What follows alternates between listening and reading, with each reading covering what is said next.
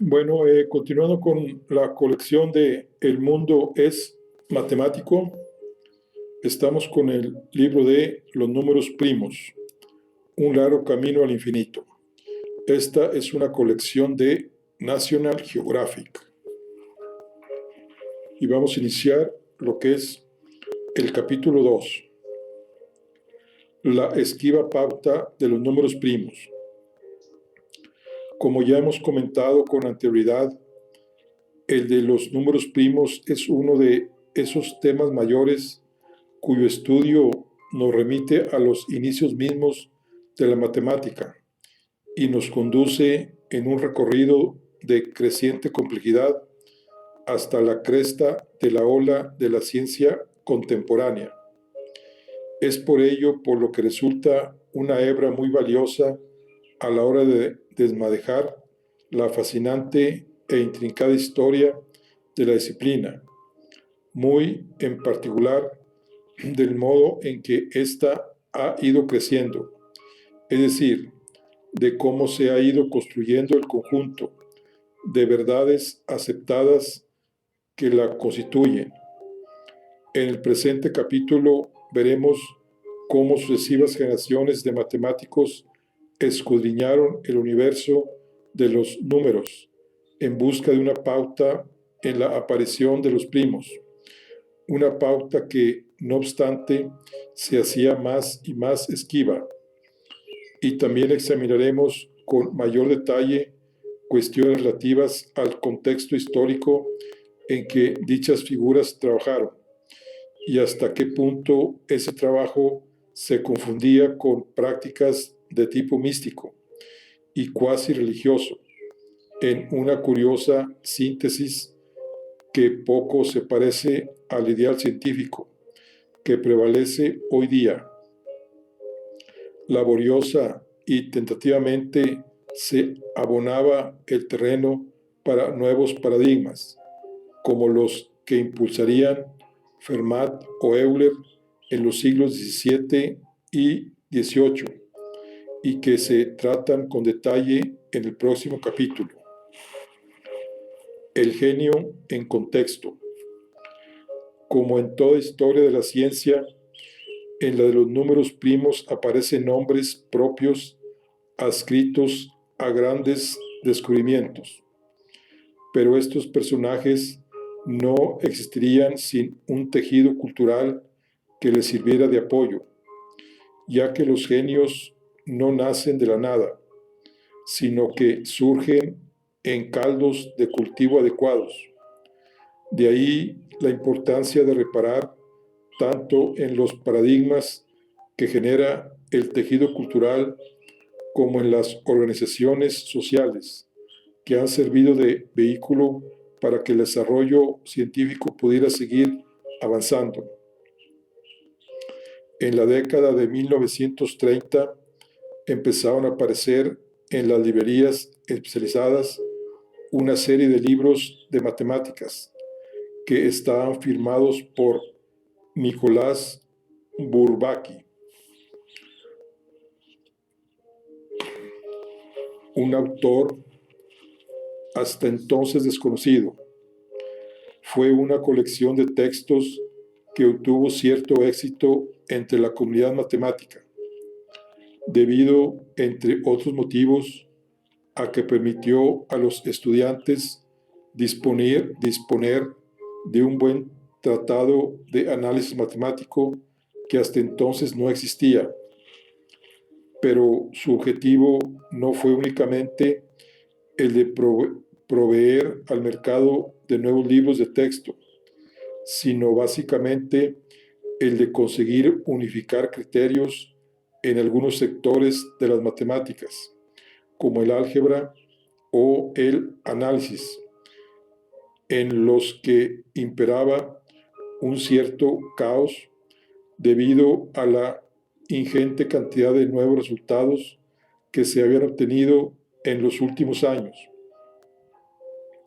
Fue una sorpresa para muchos descubrir que en realidad nunca existió un matemático llamado Nicolás Bourbaki, sino que este fue el nombre que eligió un grupo de matemáticos, entre ellos Henri Cartan, 1904-2008, y André Weil, 1906-1998, para llevar a cabo una reconstrucción de las matemáticas, animados, eso sí, por un espíritu totalmente filantrópico. El grupo Bourbaki está lo suficientemente documentado, ya que se trata de un hecho reciente. No sucede lo mismo con otros posibles grupos de la antigüedad que probablemente también se abanderaron bajo un nombre común.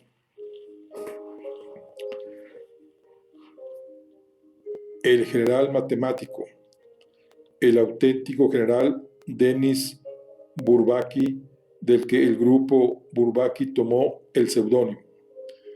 ¿De dónde surgió el nombre de Bourbaki? Según la versión de uno de sus más destacados miembros, André Weil, la idea surgió de una anécdota de sus tiempos de estudiante.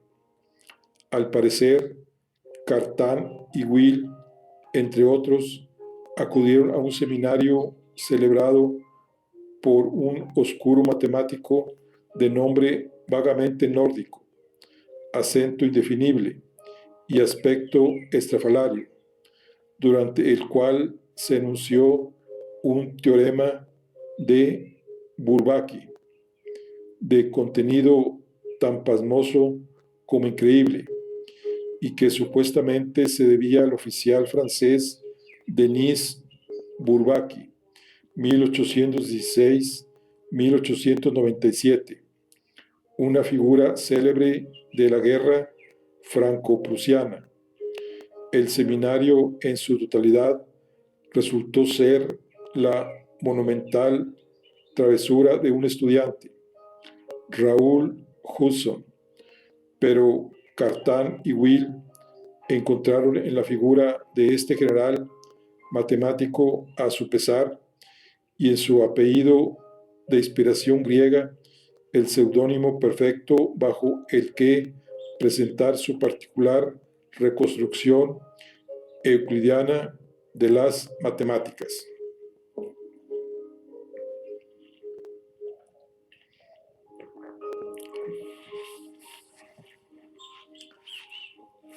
Los centros de información. Lo remarcable es el hecho de que el conocimiento científico en general y el matemático en particular nunca se deben a la mano de una sola persona.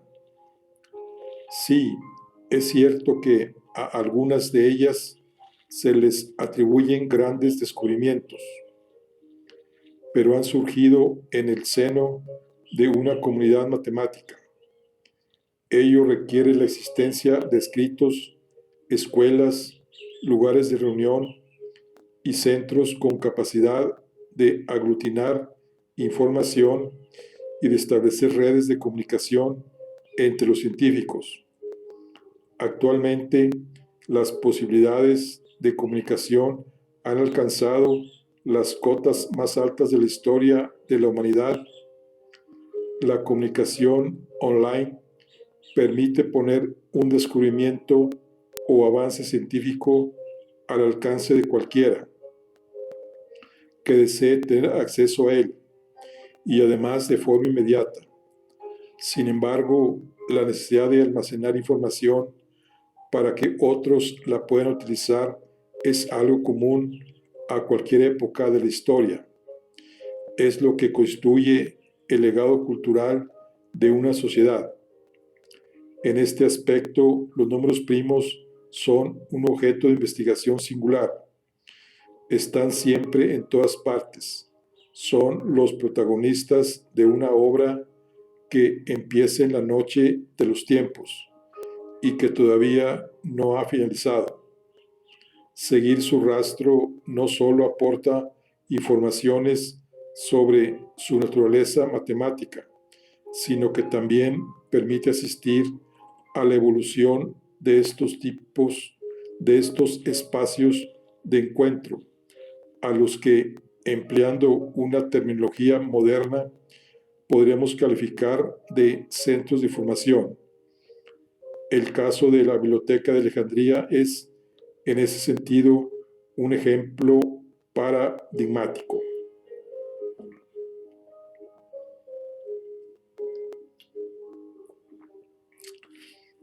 Alejandría. Ptolomeo y Sóter, fundador y primer rey de la dinastía ptolomaica, estableció la capital de Egipto en Alejandría, rodeado de los mejores arquitectos del mundo. Convirtió la ciudad en una maravilla arquitectónica. Tendió un largo puente hasta la isla de Faros y construyó ahí una torre que durante 1000 años sirvió de guía a los navegantes del Mediterráneo. Luego fundó una biblioteca cuya fama ha permanecido a través de los tiempos. Un faro y una biblioteca eran los dos elementos necesarios para que Alejandría se convirtiera en el centro de información más importante del mundo antiguo, un objetivo que Ptolomeo estaba dispuesto a conseguir, costara lo que costara. Su primer paso fue rescatar del exilio a Demetrio, un tirano al que Casandro, uno de los 3 herederos de Alejandro, había nombrado gobernador de Atenas. Demetrio había sido quien había mantenido viva la fundación del Liceo, creado por Aristóteles. A pesar de haberse dedicado a las intrigas del poder, la verdadera vocación de Demetrio era el conocimiento, por lo que recibió de muy buen agrado la invitación de Ptolomeo para fundar en Alejandría una biblioteca capaz de agrupar y clasificar en un único centro todo el saber del mundo civilizado. El puerto de Alejandría estaba formado por pequeñas islas protegidas por diques y con una única salida al mar, que era el gran canal por el que entraban y salían los navíos. La protección frente a los intrusos era prácticamente total.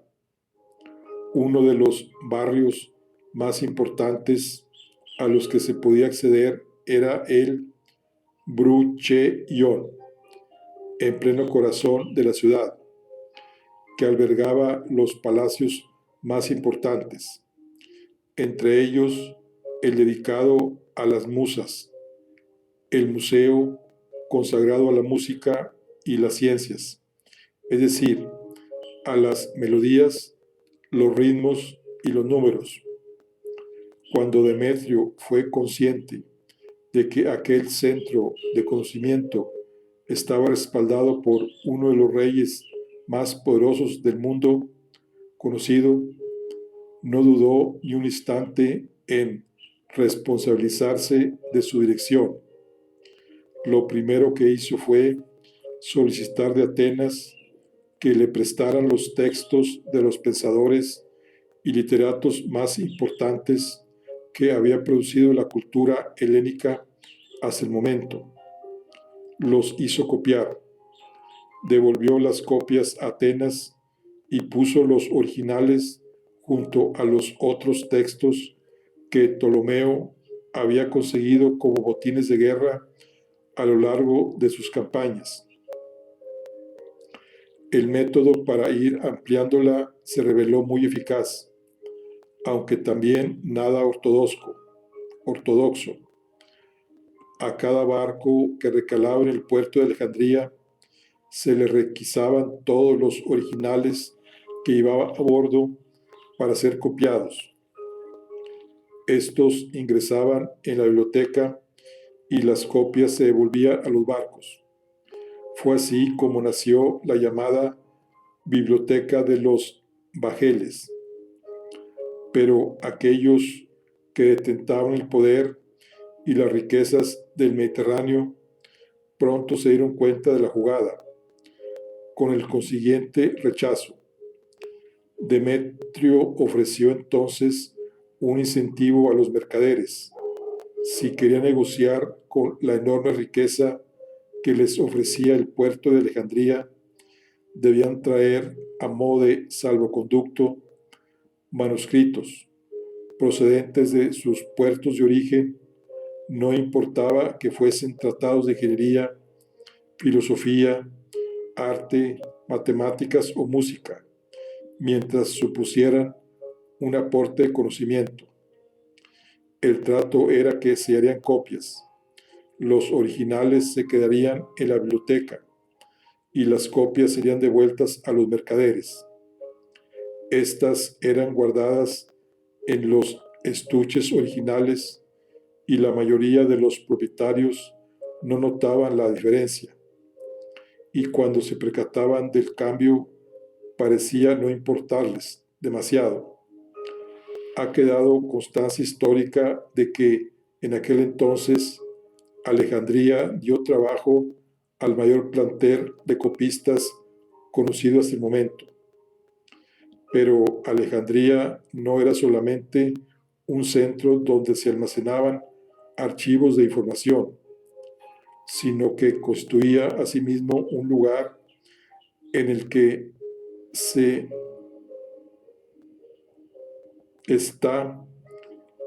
gestionaba. Pronto atrajo a numerosos maestros de todas las disciplinas que impartían sus clases y compartían su saber con otros condiscípulos. Para tal propósito se construyeron aulas, celdas de alojamiento, pórticos y paseos ajardinados. Alejandría fue el centro de formación más importante de la antigüedad. Aquí hay un grabado que ilustra una escena en el interior de la famosa biblioteca. A la izquierda, monedas romanas acuñadas con la imagen del faro, otra de las maravillas de la ciudad.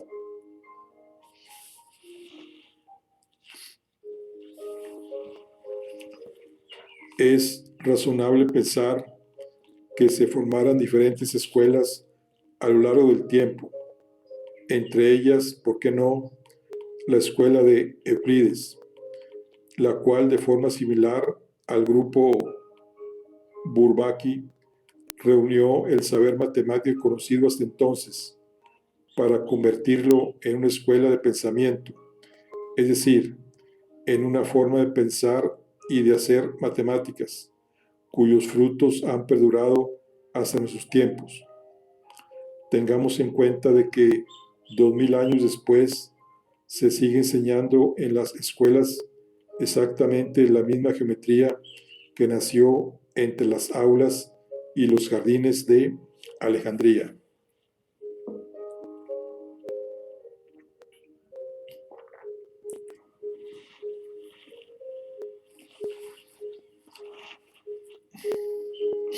Grandes lagunas.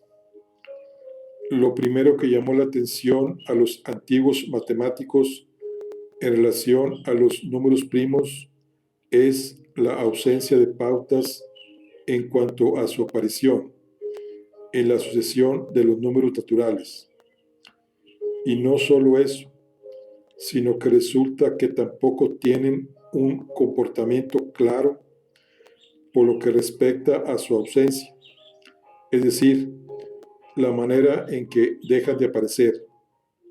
Por consiguiente, pueden estar realmente juntos o por el contrario, distanciarse muchísimo. Si tenemos en cuenta, por ejemplo, los números primos que hay entre los 100 primeros números naturales, 2, 3, 5 7, 11, 13, 17, 19, 23, 29, 31, 37, 41, 43, 47, 53, 59, 61, 67, 71, 73, 79, 83, 89, 97. Observemos que los 8 primeros aparecen muy seguidos. Hay 8 entre los 20 primeros y en cambio no hay ninguno entre el 89 y el 97. Si tomamos los números primos comprendidos entre 100 y 200, 101, 113, 107, 109, 113, 127, 131, 137, 139, 149, 151, 157, 163, 167, 173, 179, 181, 191, 193, 197 y 199. Veremos grandes lagunas como los 9 números compuestos seguidos desde el 182 hasta el 190. La pregunta que surge entonces es, ¿puede haber lagunas muy grandes, como por ejemplo 50,000 números seguidos entre los que no haya ningún número primo? El universo de los números primos es lo suficientemente vasto como para poder encontrar en él enormes lagunas, es decir, series tan largas como queramos de números seguidos que no sean primos. No se trata de una mera conjetura, sino que se deriva un resultado sencillo de demostrar. Consideremos el producto de los 4 primeros números naturales, 1 por 2 por 3 por 4. Podemos asegurar que el número 1 por 2 por 3 por 4 más 2 no puede ser primo, porque es divisible por 2. La comprobación es inmediata, ya que 1 por 2 por 3 por 4 más 2 es igual a 24, más 2 igual a 26, y al dividirlo por 2 da 13. No era necesario hacer ninguna operación para saber que era divisible por 2, ya que los 2 sumando contienen el número 2. Por la misma razón se tiene que 1 por 2 por 3 por 4 más 3 no puede ser primo porque es divisible por 3. 1 por 2 por 3 por 4 más 4 no puede ser primo porque es divisible por 4. De esta forma, hemos obtenido 3 números consecutivos, 26, 27 y 28, que no son primos. Si ahora queremos obtener 4 números consecutivos que no sean primos, hacemos 1 por 2 por 3 por 4 por 5 más 2 igual a 122, más 3 igual a 123, más 4 igual a 124, más 5 igual a 125. Para mayor comodidad, representaremos el producto de números consecutivos con un signo de admiración, o sea, que sean 1 por 2 por 3 por 4 es igual a 4 factorial. 1 por 2 por 3 por 4 por 5 es igual a 5 factorial.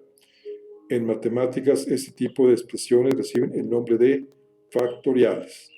Por ejemplo, el factorial de 6 es 720.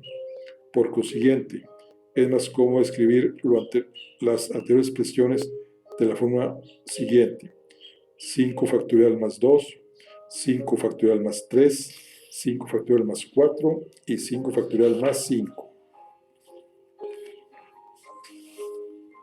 De este modo, podemos escribir series de números consecutivos que no contengan ningún número primo. Por ejemplo, si queremos escribir 100 números consecutivos, de manera que ninguno de ellos sea primo, no tenemos más que hacer lo siguiente. 101 factorial más 2, 101 factorial más 3, 101 factorial más 4, y así 101 factorial más 101.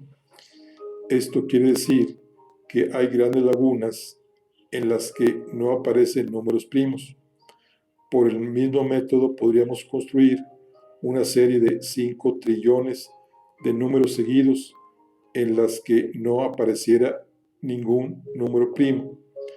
Ello induce a pensar que los números primos escasean cada vez más a medida que avanzamos en la sucesión de los números naturales y por consiguiente, a medida que nos vayamos alejando hacia el infinito, llegará un momento en que ya no habrá ninguno más.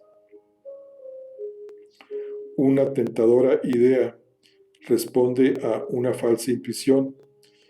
Esta tentadora idea responde a una falsa intuición, ya que sabemos que el teorema de Euclides garantiza que hay infinitos números primos y que por muy larga que sea una serie de números compuestos, en algún momento volverá a aparecer un número primo.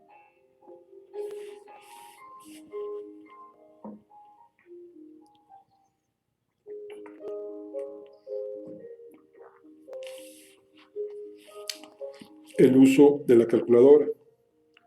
Es tentador plantearse programas que faciliten el cálculo de grandes lagunas de números primos mediante computación.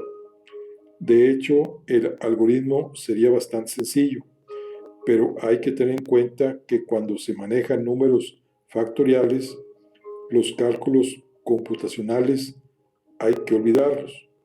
Los factores crecen a velocidad de vértigo. Se puede hacer una prueba en cualquier calculadora de bolsillo que disponga de esta tecla, que son la mayoría.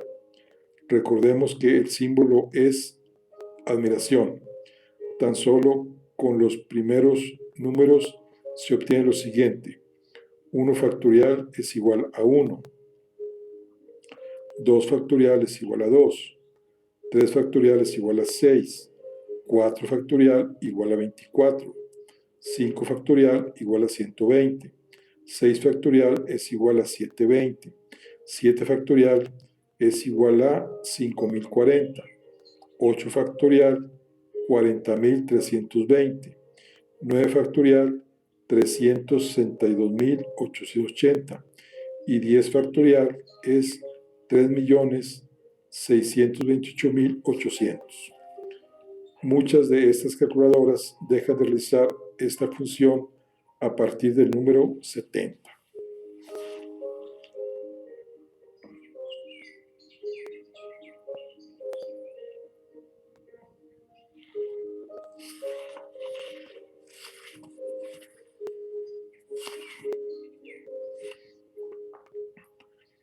El sentido del ritmo. Hay una situación que suele darse en algunos conciertos en los que el público se anima y bate palmas al ritmo de la música. Al principio la cosa parece que funciona, pero al cabo de poco rato empieza a haber una falta de sincronía entre el ritmo que marca el público asistente y el que intenta mantener el percusionista. La situación puede mantenerse más o menos estable en el caso de ritmos sencillos, pero es impensable cuando se trata de ritmos más complicados. No nos podemos valer de esta analogía para comprender el esfuerzo de los matemáticos a la hora de imponer un ritmo a la serie de los números primos. Algo así como 1, 2, 3 y ya. No funciona. Los números primos no aparecen cada 3 naturales compuestos. Vamos a probar otra cosa. 1, 2, 3, 20, 100. Ya, tampoco funciona. Y así podríamos seguir probando hasta el infinito. Al día de hoy Todavía no se sabe si esta banda de números lleva un ritmo endiabladamente complicado o es que simplemente carece por completo del sentido del ritmo. ¿Cómo se hace para imponer una métrica a una sucesión de números? Hay muchas formas de hacerlo. Lo importante es que cuando se consigue, se debe ser capaz de predecir cuál es el número siguiente a uno dado. Por ejemplo, la sucesión 2, 4, 6, 8 no plantea problema alguno, pues cualquiera puede saber que el siguiente número es el 10. En el caso de 1, 3, 5 y 7, también es sencillo adivinar que el número siguiente es 9. La primera es la sucesión de los números pares y la segunda la de los impares. Otro ejemplo, 2, 3, 5, 9, 17.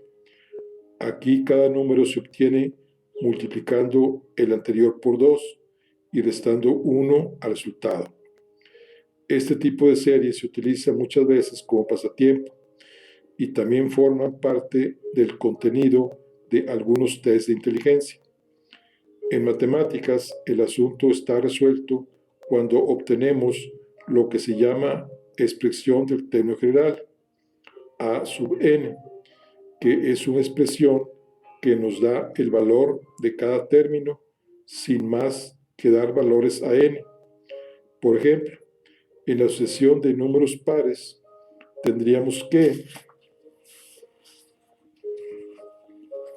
A sub n es igual a 2n. Si n es igual a 1, si n es igual a 2, si n es igual a 3, tenemos que A1 es igual a 2 por 1 igual a 2, A sub 2 es igual a 2, 2 por 2 igual a 4, A sub 3 es igual a 2 por 3 igual a 6. En el caso de la sucesión de números impares, tendríamos que el término general viene dado por A sub n es igual a 2n más 1. Mediante ese sistema podemos conocer el valor de un término cualquiera. Si deseamos saber cuánto vale el término que ocupa el lugar 27, no tenemos más que hacer n igual a 27 en la expresión del término general. A sub 27 es igual a 2 por 27 más 1 igual a 55. Encontrar la fórmula del término general es tanto como haber descubierto la ley de formación de la sucesión. La cuestión entonces es la siguiente. Si conocemos la expresión del término general, conocemos la ley de la formación y obtener términos cualquiera de la sucesión no plantea mayores problemas. Sin embargo, cuando la cuestión se plantea al revés, el problema puede llegar a ser tan complicado como se quiera. Por ejemplo, la sucesión de los números 2 cuartos, 5 séptimos, 10 doceavos puede no resultar tan sencilla de predecir, y es que el término general de esta sucesión es A sub n es igual a n al cuadrado más 1 sobre n al cuadrado más 3. Para ya los tres primeros términos no tenemos más que dar valores a n. A sub 1 es igual a 2 cuartos, A sub 2 es igual a 5 séptimos y A sub 3 es igual a 10 doceavos. Pues bien, esta es una gran parte del esfuerzo que los matemáticos han dedicado a lo largo de la historia al estudio de los números primos. Un intento de que respondiera a algún tipo de pauta y que ha llevado a frustraciones y fracasos de toda índole, porque es posible que esta caótica colección de números solo se rija por las leyes del azar. De todas maneras, en matemáticas se debe matizar cuando se habla de fracaso, ya que si los estudiosos fracasan, puede que en sus investigaciones no hayan llegado a alcanzar los objetivos propuestos, pero en su andadura han trazado nuevos caminos, han inventado otras formas de hacer matemáticas y han abierto las puertas a nuevos paradigmas. Muchas veces parece como si el objetivo buscado no fuera más que una excusa para plantearse nuevos problemas. En ese sentido, los números primos han sido y siguen siendo una de las fuentes más fructíferas de paradojas y conjeturas.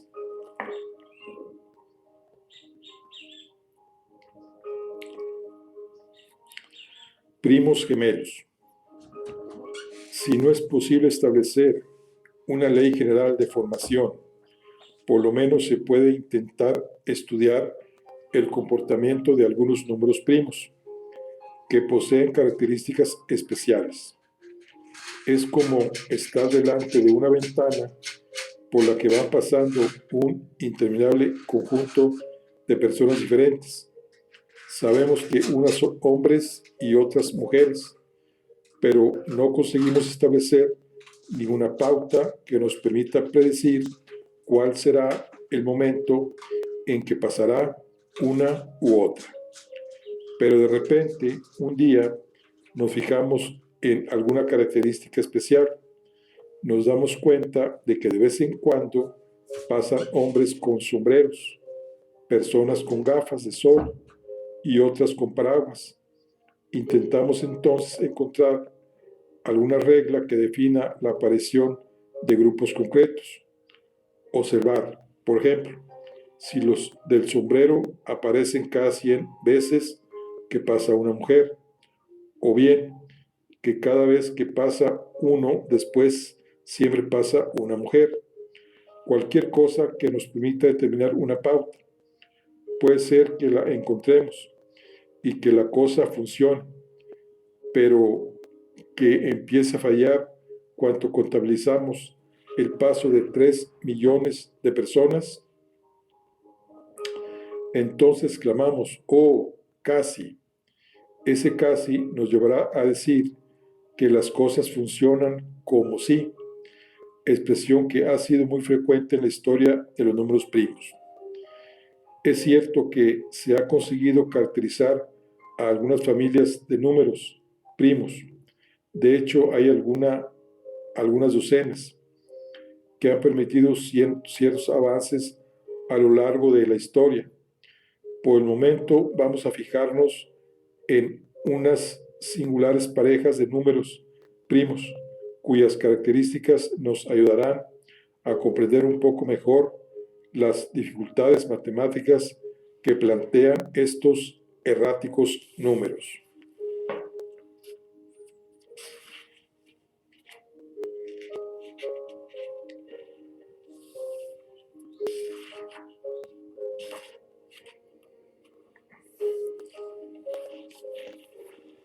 Dos números primos no pueden ser consecutivos, ya que todo número primo es impar y el número siguiente forzosamente ha de ser par, por lo que no podría ser primo.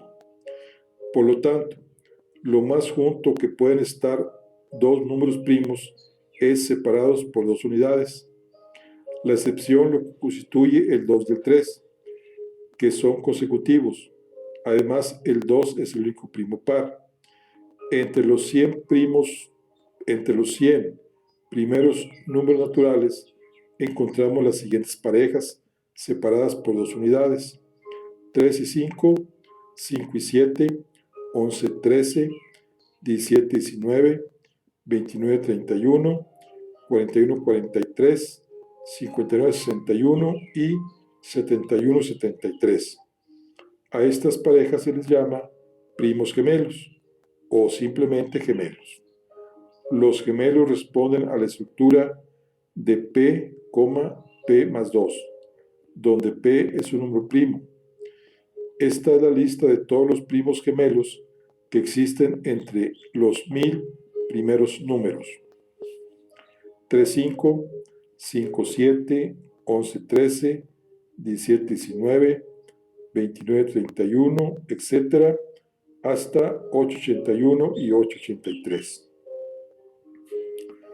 Sabemos que los primeros gemelos empiezan a escasear conforme se avanza en la serie de los números naturales.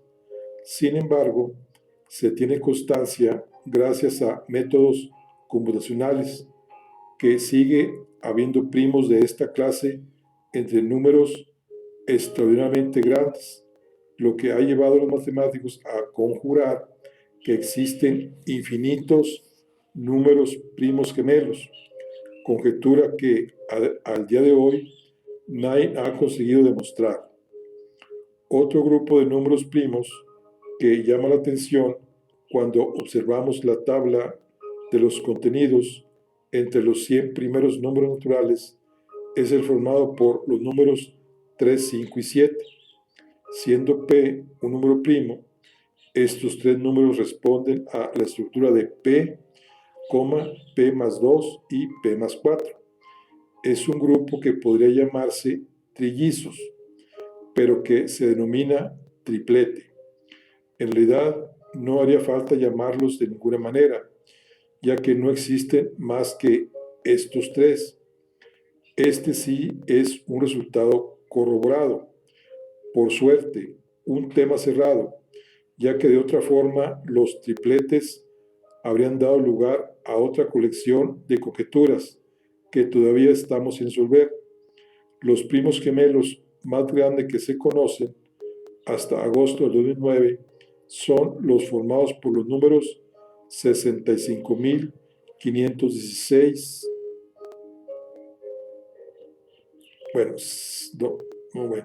65.516 millones 468.355 por 2 elevado a la 333.333 menos 1 y 65.516 468.355 por 2 elevado a la 33.333 más 1, que tiene la frivolera de 100.355 cifras. Bueno, la soledad de los números primos. Los números primos pueden estar separados por millones y millones de números, o bien por uno solo, que es lo más junto que pueden estar. En cualquier caso, jamás se tocan, salvo el 2 y el 3. Este hecho ha servido de metáfora para dar título a un clásico de la literatura reciente, La soledad de los números primos, de Paolo Giordano. En uno de los párrafos de la novela se pone de manifiesto la metáfora de forma explícita. Es una clase de primer curso Matia. Es uno de los párrafos de la novela. Es una clase de primer curso. Matia había estudiado que entre los números primos hay algunos aún más especiales. Los matemáticos los llaman números primos gemelos. Son parejas de números primos que están juntos, o mejor dicho, casi juntos, pues entre ellos media siempre un número par que les impide tocarse de verdad. Números como el 11 y el 13, el 17 y el 19, o el 41 y el 43. Matia pensaba que Alicia y él eran así, dos primos gemelos, solos y perdidos, juntos, pero no lo bastante para tocarse de verdad. Separaciones infinitas. Los números primos gemelos han dado lugar a varias conjeturas, además de que afirma que son infinitos. Una de ellas, de carácter más general, fue establecida en 1849 por el matemático francés Alphonse de Polignac, 1817-1890, según la cual para cada C existen infinitos pares de números primos que están separados por 2 por C números compuestos, es decir, que existen infinitos números primos separados por 4 números compuestos, por 6 números compuestos, por 8 números compuestos, y así sucesivamente. En el caso de que C igual a 1, se tiene la conjetura de los primos gemelos. Magia y matemáticas.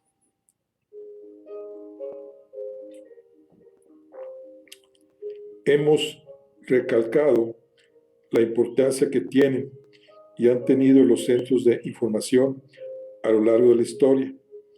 Ahora debemos hacer hincapié en un segundo aspecto que adquiere cierta importancia cuando se recorre la historia de las matemáticas, especialmente si se hace de la mano de los números.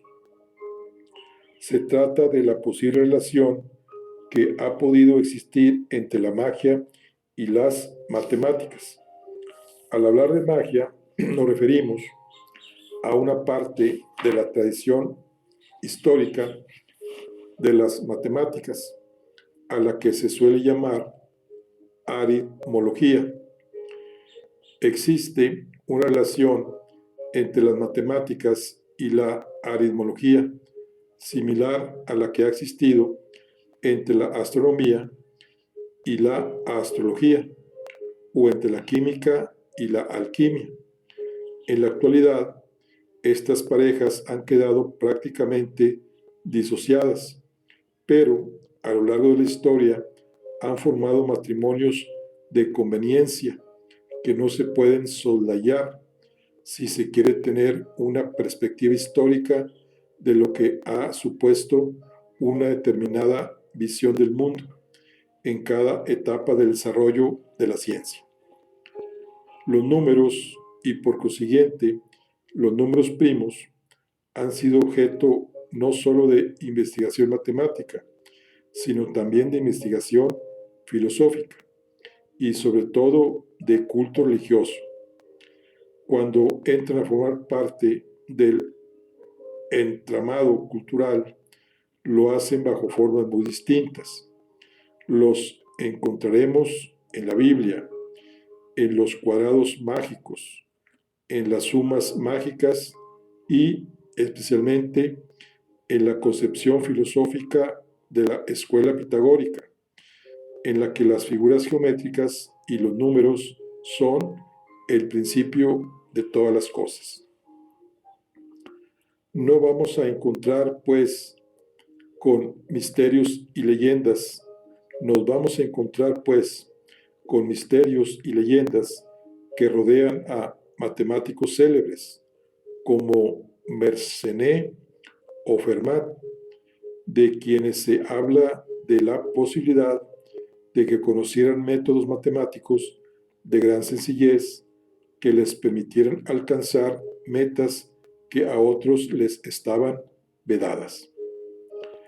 El historiador Libri afirmaba que Fermat sabía cosas que nosotros ignoramos, y para llegar a él se precisan métodos más perfectos que los inventados después. No hay que olvidar que Fermat, a diferencia de otros muchos matemáticos de su época, no era del tipo de científicos que encubrían sistemáticamente sus conocimientos, aunque sí podría haber ocultado la manera de llegar a ellos.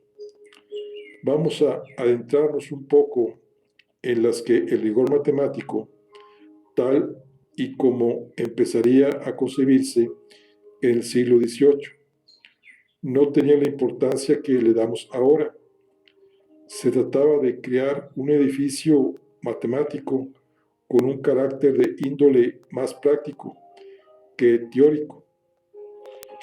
En este aspecto, la enseñanza tradicional, con todo lo que podía conllevar de simbología mística, no suponía un impedimento, sino más bien todo lo contrario.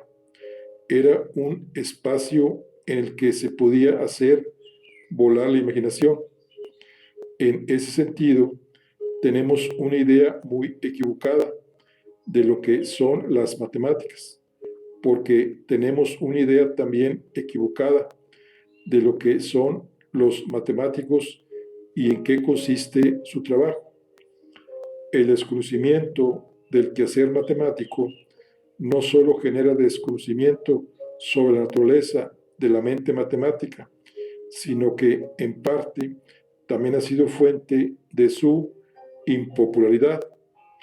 El resultado final de una investigación que suele tener formato de teorema ha sido ordenado, revisado y pulido de tal forma que adolece casi siempre de un cierto hermetismo para el que carece de una preparación previa. Es difícil, pues, hacer comprender a alguien la belleza que se puede encerrar en enunciados tan técnicos y de tan extrema pulcritud lógica. Sin embargo, la tarea del investigador matemático no se desarrolla en ese esquema, más bien se mueve en una intrincada selva de la que no se vislumbran apenas caminos y en las que además es noche oscura.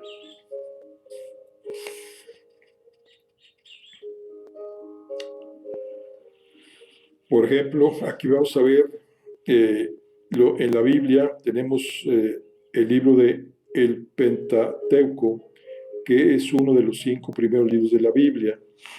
Vamos a ver aquí los números que ven aquí.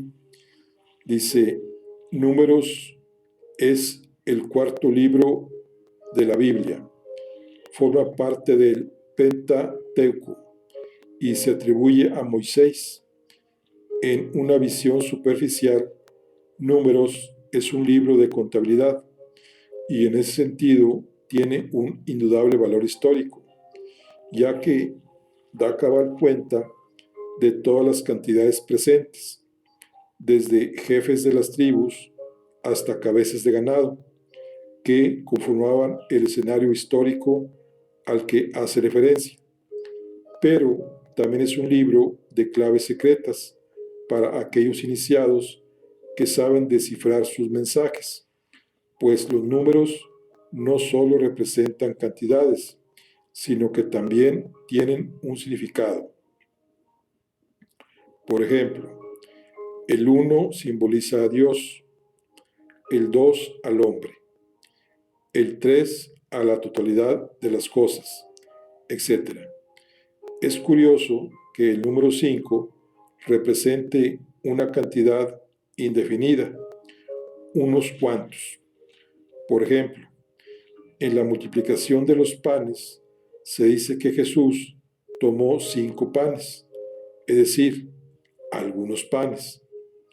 La curiosidad reside en el hecho de que 5 es el máximo número de objetos que podemos contabilizar de un golpe de vista. Se sabe que podemos contar sin hacer operaciones, colecciones de hasta 4 objetos. A partir de esa cantidad, estamos obligados a repartir en grupos y sumar. Bueno, el hecho de que la mente matemática se adentre por las sendas más recónditas del espíritu ha llegado incluso a inquietar a los guardianes del orden moral. Una buena prueba de ello son las palabras de San Agustín al respecto. El buen cristiano debe estar alerta en contra de los matemáticos y de todos quienes hacen profecías vacuas. Existe el peligro de que los matemáticos tengan pacto con el demonio y la misión de ofuscar el espíritu del hombre para confinarlo en los linderos del infierno. Existe un tercer punto que, junto a lo que hemos llamado centros de información y a los aspectos mágicos de los números, hay que tener en consideración para comprender la larga andadura de los números primos a través de la historia. Se trata de las cualidades excepcionales para los números de que han sido dotadas algunas personas, cualidades que la mayoría de las veces han ido parejas con las letras.